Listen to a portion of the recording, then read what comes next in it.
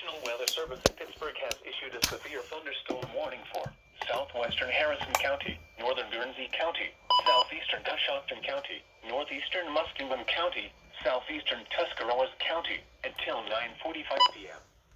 At 8:56 p.m., a severe thunderstorm was located near Coshocton, moving east at 40 miles an hour. Hazard, 60 miles an hour wind gusts and quarter-size hail. Source, radar indicated. Impact, hail damage to vehicles. Damage to trees and power lines.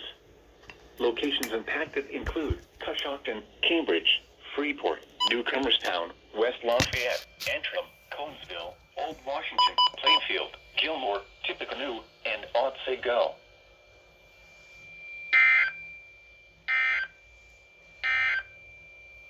The severe thunderstorm warning for Licking County will expire